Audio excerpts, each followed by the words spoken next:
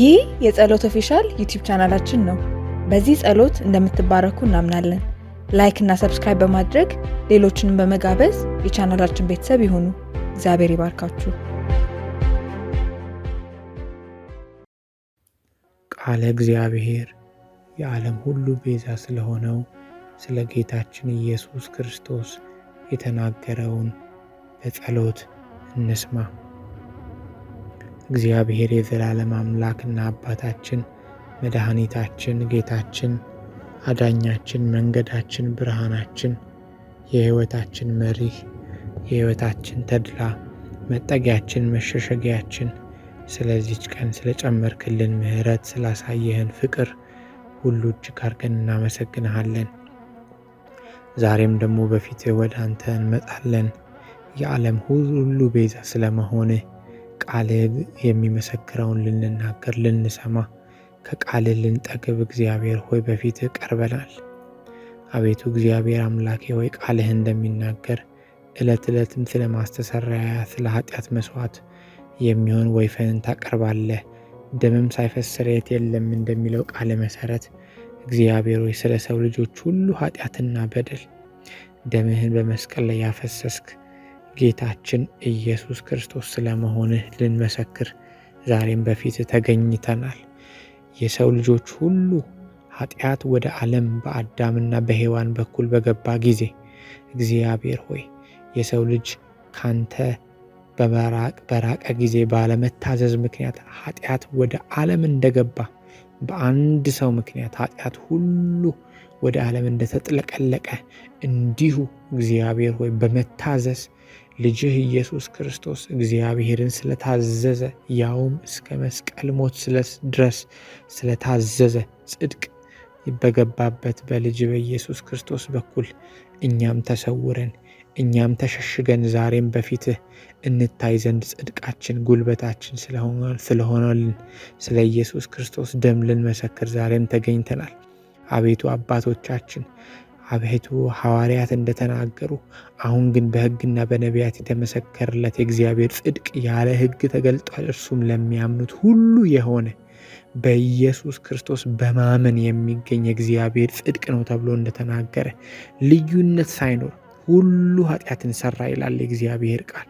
የእግዚአብሔርም ክብር ለሁሉ ጎደለ እንደሚል ነገር ግን በኢየሱስ ክርስቶስ በሆነው ቤዛነት በኩል እንዲሁ በጸጋ ይጸድቃሉ እንደሚል ቃል እግዚአብሔር ሆይ ኢየሱስ ክርስቶስ ቤዛችን ነው። ኢየሱስ ክርስቶስ ከእግዚአብሔር ጋር የታረቅንበት መታረቂያችን ነው፣ መቅረቢያችን ነው። ቤዛ ሆነልን፣ ምትክ ሆነልን። እኛ ስለ ኃጢአታችን ልንከፍለው ያልቻልነውን ምትካዊ ሞትን ሞተልን። ስለ ሰው ልጆች ሁሉ ሲል በመስቀል ላይ የእግዚአብሔርን ቁጣ ወሰደልን። ስለዚህም በድፍረት ሳንደነግጥ እግዚአብሔር አምላኬ ሆይ እንናገራለን።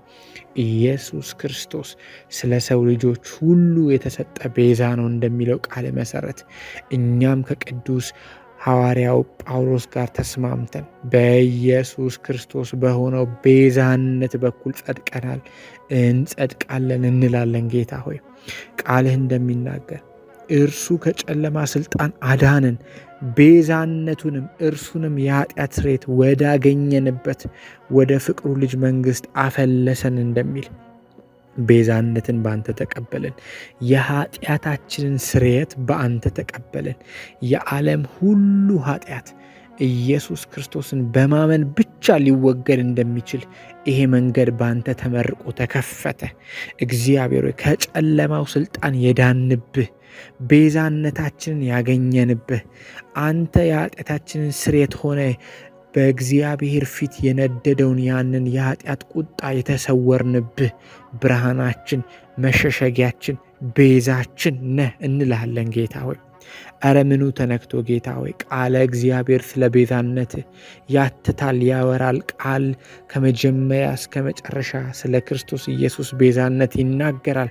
በውድ ልጁ እንደ ጸጋው ባለጠግነት መጠን በደሙ የተደረገ ቤዛነታችንን አገኘን፣ እርሱም የበደላችን ስርየት እንደሚል ቤዛነታችንን በደም ገዛ ከፈልክልን። በደምህ የተደረገ ቤዛነታችንን አገኘን። ነገር ግን የሚመካ በእግዚአብሔር ይመካ ተብሎ እንደተጻፈ ከእግዚአብሔር ዘንድ ጥበብ፣ ጽድቅ፣ ቅድስና፣ ቤዛነት በተደረገልን በኢየሱስ ክርስቶስ በኩል ሆንን እንደሚል ቃል አቤቱ አንተ ክርስቶስ ኢየሱስ ቃል በመጀመሪያ ነበር እንደሚል ይሄ ቃል በመካከላችን አደረ ተብሎ የተባለው ያው ሕያው ቃል ያ በመካከላችን እኛን የሆነ ሰውን የሆነ እኛን የወከለ እርሱ ቤዛነታችን ሆነልን። ሰው ዓለምን ሁሉ ቢያተርፍ ብለህ አንተ ምሳሌ እንደተናገርክ ነፍሱን ግን ቢያጎድል ምን ይጠቅመዋል? ወይስ ሰው ስለ ነፍሱ ቤዛ ምን ይሰጣል እንዳልክ ጌታ ሆይ አቤቱ እግዚአብሔር ሆይ ስለ ሰው ልጆች ሁሉ የተሰጠህ ቤዛ ነህ አንተ። እንዲሁ የሰው ልጅ ሊያገለግል ነፍሱንም ለብዙዎች ቤዛ ሊሰጥ እንጂ እንዲያገለግሉት አልመጣም ተብሎ እንደተጻፈ አንተ ስለ ብዙዎች ነፍስን የሰጠ ቤዛ ሆንክ። አቤቱ እግዚአብሔር አምላኬ ሆይ ዘካርያስ በመንፈስ ቅዱስ ተሞልቶ ትንቢትን እንደተናገረ ስለ እስራኤል ልጆች እንዳወራ እግዚአብሔር ሆይ የእስራኤል ጌታ አምላክ ይባረክ፣ ጉብኝቱ ለሕዝቡ ቤዛ አድርጓልና እንዳለ ከጥንት ጀምሮ በነበሩት በቅዱሳን ነቢያት አፍ እንደተናገረ በብላቴናው በዳዊት ዘመን ጀምሮ የመዳን ቀንድን አስነስቶልናል ብሎ እንደተደሰተ አቤቱ ዲዳነቱ በተከፈተበት በዚያች ቀን የክርስቶስ ኢየሱስን የዓለም ቤዛነት እንደተናገረ አቤቱ እርሱ ብቻ አይደለም እግዚአብሔር ሆይ ከአሴር ወገን የሆነችው የፋኑኤል ልጅ ሐና ነቢይት ሐና በዚያ በ84 ዓመት ዕድሜዋ እግዚአብሔር ሆይ ከመቅደስ የማትጠፋ በጾምና በጸሎት የጌታችን የኢየሱስ ክርስቶስን መወለድ ትጠብቅ የነበረች እሷ እንደተናገረች በዚያ ሰዓት ቀርባ እግዚአብሔርን እንዳመሰገነች የኢየሩሳሌምን ቤዛ ለሚጠባበቁ ሁሉ ስለ እርሱ የተናገረች እግዚአብሔር ሆይ አንተ የሕዝብ ሁሉ ቤዛ ነህ። የሕዝብ ሁሉ ቤዛ ነህ ጌታ ሆይ በዚያን ጊዜ የሰው ልጅ በኃይልና በብዙ ክብር በደመና ሲመጣ ያዩታል ብለን እንደተናገርክ እሱ ብቻ አይደለም፣ ነገር ግን ይህም ሊሆን ሲጀምር ቤዛችሁ ቀርበዋልና አሻቅባችሁ ራሳችሁን አንሱ እንደሚል አንተ ራስህ እንኳን ስለ ራስህ ስትናገር ጌታችን ኢየሱስ ክርስቶስ ስለ ዓለም ሁሉ ፍጻሜ በምትሰጥበት በዚያ ትምህርት ላይ ቤዛችሁ ቀርቧልና ይህ ሁሉ ሲሆን ወደ ላይ አሻቅባችሁ ተመልከቱ ብለህ የተናገር ጌታ ቤዛችን ነህ፣ ቤዛችን ነህ። የዓለም ሁሉ ቤዛ አናፍርብህም። ቤዛ ብለን ልንጠራ አንሸማቀቅብህም። ከሌሎች ነገሮች ጋር አንደምርህም። ከፍጡር ጋር ደምረን እግዚአብሔር ቤዛነትህን አንሸርፈውም። ቃልህ በግልጠት ተጽፏልና እግዚአብሔር ሆይ ቃልህ እንደሚናገር አንድ እግዚአብሔር አለ፣ በእግዚአብሔርና በሰው መካከል ያለ መካከለኛ አንድ ነው፣ እርሱም ሰው የሆነ ክርስቶስ ኢየሱስ ነው። ራሱንም ለሁሉ ቤዛ አድርጎ ሰጠ እንደሚል ይህም በገዛ ዘመኑ ምስክርነቱ ነበር እንደሚል ቃል እግዚአብሔር አምላኬ ሆይ አቤቱ አንተ ስለ ሰው ልጆች ሁሉ የተሰጠ ቤዛ ነህ። ቤዛ ነህ ጌታ ሆይ ስለ ሰዎች ሁሉ የተሰጠ ምትክ፣ ስለ ሰዎች የተሰጠ ምክንያት የእግዚአብሔርን ቁጣ ልታደርቅልን በመስቀል ላይ ራስን እርቃንህን የሰዋህልን ጌታችን ኢየሱስ ክርስቶስ አንተ ነህ። ከአንተ ውጭ ሌላ ማንም አላዳንም አያድንም። አንተ ቤዛ ነህ እግዚአብሔር፣ የዓለም ቤዛ ነህ። ፍጡር የዓለም ቤዛ አይደለም ዛሬ ብለን በድፍረት እንድንናገር እግዚአብሔር አቅም የሆነን ሕያው ቃል ነው። ሕያው ቃል ነው እግዚአብሔር አምላኬ ወይ የዕብራዊ ጸሐፊ እንደተናገረ ነገር ግን ክርስቶስ ይመጣ ዘንድ ላለው መልካም ነገር ሊቀ ካህን ሆኖ በምትበልጠዋ በዛች በምትሻለዋ በእጅ ባልተሰራች ለፍጥረት ባልሆነች ድንኳን በፍጥረታዊ ባልሆነች ድንኳን የዘላለም ቤዛነትን አግኝቶ አንድ ጊዜ ፈጽሞ ወደ ቅድስት በገዛ ደሙ ገባ እንጂ ተብሎ እንደተጻፈ በፍየሎች በጥጃዎች ደም አይደለም። የዘላለምን ቤዛነት አግኝቶ አንድ ጊዜ ወደ ቅድስተ ቅዱሳን ገብቶልናል። እንግዲያስ ከዚህ በኋላ ዳግም የምንሰዋው መሰዋዕት የለንም።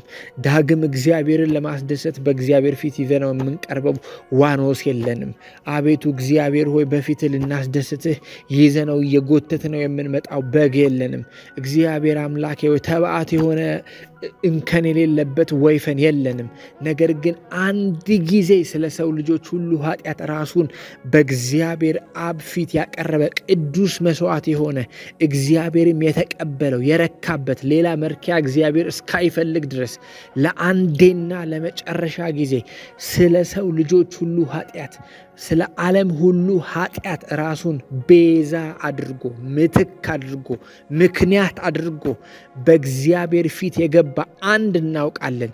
ጌታችን ኢየሱስ ክርስቶስ ይባላል። ለዘላለም የዘላለምን ቤዛነት አግኝቶ ፈጽሞ ለአንዴና ለመጨረሻ ጊዜ ወደ ቅድስት የራሱን ደም ይዞ የገባውን ጌታችን ኢየሱስን ዛሬም በድፍረት ሳንፈራ ሳንደነግጥ ቤዛችን፣ የዓለም ሁሉ ቤዛ እንለዋለን።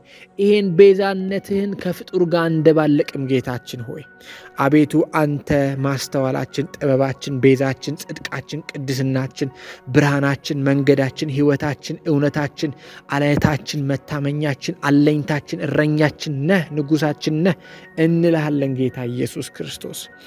አዎ እግዚአብሔር ሆይ አንተ ነህ በእግዚአብሔር ፊት ያቀረብከን፣ ያለ እፍረት ያለ ነቀፋ ያቀረብከን ጌታችን አንተ ነህ።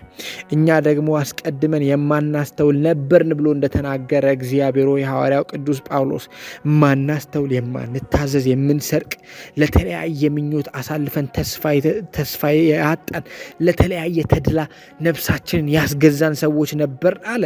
በምቀኝነት የምንኖር ነበርን አለ።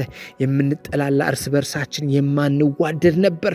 ነገር ግን የመድኃኒታችን የእግዚአብሔር ቸርነት ሰውን መውደዱ በተገለጠ ጊዜ እንደ ምሕረቱ መጠን ለአዲስ ልደት በሚሆን መታጠብና በመንፈስ ቅዱስ በመታደስ አዳነን ይላል።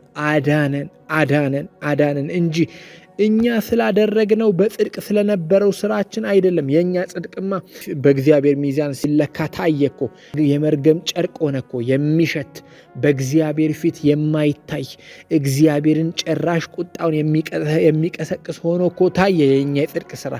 ያን መንፈስም በጸጋው ጸድቀን በዘላለም ሕይወት ተስፋ ወራሾች እንድንሆን በመድኃኒታችን በኢየሱስ ክርስቶስ በእኛ ላይ አትረፍርፈ ባፈሰስከው የዘላለምን ሕይወት በሰጠህን በክርስቶስ ኢየሱስ በኩል ቤዛነታችንን አግኝተናል። እንግዲያስ አንፈራም፣ እንግዲያስ አንደነግጥም። ጌታችን ኢየሱስ ክርስቶስ ከምኑ ነው ማንደነግጠው? ከእግዚአብሔር ቁጣ ሊገለጥ ካለው ከእግዚአብሔር ቁጣ ፈሪዎች አይደለንም። ማንም በክርስቶስ ኢየሱስ ቢሆን በኩነኔ አይደለም ብለህ እንደተናገርከው መሰረት አሁን አንፈራም። አሁን አንድ ቀን ድንገት የሚወርድብን የእግዚአብሔር የቁጣ ዱብዳ አለብን ብለን አንፈራም። ጌታችን እግዚአብሔር ሆይ ለምን ሲባል ክርስቶስ ኢየሱስ ባደረገው ስራ፣ ለምን ሲባል በክርስቶስ ኢየሱስ ላሉት አሁን ኩነኔ የለባቸውም ስለሚል ያ በኢየሱስ ክርስቶስ ውስጥ የነበረው የሕይወት መንፈስ ሕግ ማለትም መንፈስ ቅዱስ ከኃጢአትና ከሞት ሕግ አርነት አወጣን፣ ነፃ አወጣንና እግዚአብሔር አምላክ ወይም እንዳንፈራ ሆንን። የሚገለጥ የእግዚአብሔር ቁጣ ድንገት ከሕይወት መዝገብ ላይ አውጥቶ ቆርጦ ወደ ገሃነም እንዳንሄድ የሚል የሕይወት ፍርሃት የለንም። ከፍርሃት ያወጣን በእንጨት የሚሰቀል ሁሉ የተረገመ ነው ተብሎ እንደተጻፈ እርግማናችንን ክርስቶስ ኢየሱስ በመስቀል ላይ በመሆን ወሰደው። ሞታችንን ምጥጥ አረገው። የእግዚአብሔርን ቁጣ ምጥጥ አርጎ ወሰደልን። እግዚአብሔር ልጅ ኢየሱስ ክርስቶስ በእኛና በእግዚአብሔር መካከል ገብቶ ሁኔታውን አረጋጋው፣ አጠፋው። በእኛ ላይ የተቃጣውን የእግዚአብሔርን ቁጣ ወሰደልን። ስለዚህ አንፈራም። አሁንማ እንመካለን፣ እንደፍራለን። እግዚአብሔር ቅድስናችን፣ ጥበባችን፣ ጽድቃችን ብለን ልንጠራህ እንደፍራለን። እግዚአብሔር ሆይ እንደፍራለን። ቃልህ እንደሚናገር ጌታ ኃጢአቱን የማይቆጥርበት ሰው አቤት ብፁዕ ነው ተብሎ እንደተጻፈ አሁንማ በክርስቶስ ኢየሱስ በመሆን ኩነኔ የለብንም ተባልን። አቤት ብፅዕናችን በእኛ ስራ አይደለም። ክርስቶስ ኢየሱስ ለአንዴና ለመጨረሻ ጊዜ ባደረገው የመስቀል ስራ ምክንያት ብፁዕ ሆነን ቀረን እስከ ወዲያኛው። እግዚአብሔር ሆይ ስምህ ይባረክ፣ ስምህ ይባረክ። አዎ ስምህ ይባረክ። እግዚአብሔር ሆይ በአንተ ስራ አረፍን፣ በአንተ ስራ ዳንን፣ በአንተ ስራ ከእግዚአብሔር ቁጣ ተሸሸግን። ሁሉ በአዳም እንደሚሞት እንዲሁ ሁሉ በክርስቶስ ሕያዋን ይሆናሉ እንደሚለው ቃል መሰረት ሕያዋን ሆንን። ክርስቶስ ኢየሱስን የተቀበለ ሕያዋን ሆነ። ከስጋ የተነሳ ስለደከመ ለሕግ ያልተቻለውን ይሄ ስጋችን ሕግን በመፈጸም እግዚአብሔርን ያስደስት መሰለው፣ ሞከረ። አባቶቻችን ሞከሩ። በብሉይ ኪዳን የነበሩቱ የእግዚአብሔርን ልብ የሚያስደስት መስሏቸው ሕግን በመጠበቅ ላይ ታች ወረዱ፣ አልተቻላቸውም። ነገር ግን እግዚአብሔር የገዛ ልጁን ላከው፣ በኃጢአተኛ ስጋ ምሳሌ በኃጢአትም ምክንያት ልኮ አደረገው፣ ፈጸመው። እንደ መንፈስ ፈቃድ እንድንመላለስ ስጋችን ላይ ስልጣን ይኖረን ዘንድ ፈቃድ ይኖረን ዘንድ አደረገን። ከሕግ በላይ አደረገን። ስምህ ይባረክ። በመንፈስ እንድንመላለስ አቅም ሆነን። አንተ ክርስቶስ ኢየሱስ ቤዛችን ነህ። አንፈራም እንላለን በድፍረት። ክርስቶስ ቤዛችን ነህ፣ ቤዛችን ነህ፣ ቤዛችን ነህ፣ ቤዛችን ነህ። አዎ አንፈራም። እግዚአብሔር ሆይ ስምህ ለዘላለም ይባረክ። ከፍ ከፍ በል። ስለዚህም ምክንያት ስላደረክልን የሕይወት ረፍት፣ ስላመጣህልን የዘላለም ድነት ስምህ ለዘላለም ከፍ ይበል። እኔ የምሰጣችሁ ሰላም ዓለም እንደሚሰጠው አይደለም አልክ። ያንተ ሰላም አእምሮን የሚያልፍ ነው። የአንተ ሰላም የዲያብሎስን ክስ የሚያልፍ ነው። ስምህ ለዘላለም ይባረክ። ቤዛችን፣ የዓለም ቤዛችን፣ ብቻህን ማንም ሳይሻማህ የእግዚአብሔርን ቁጣ የጨረስክልን አንተ፣ መታረቂያችን፣ መዳኛችን፣ ክብርም ምስጋናም ለዘላለም ተጠቅልሎ ለአንተ ብቻ ይሁን። አንተ ታይበት፣ አንተ ብቻ ተከበርበት። ስራህ አንተን ብቻ ያወድስልህ። ከፍ ከፍ በል ጌታችን ኢየሱስ ክርስቶስ። ስምህ ለዘላለም የላቀ የገነነ ይሁን።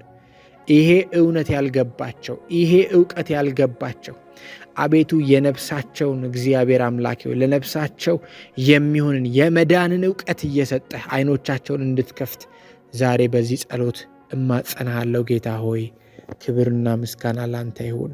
አሜን።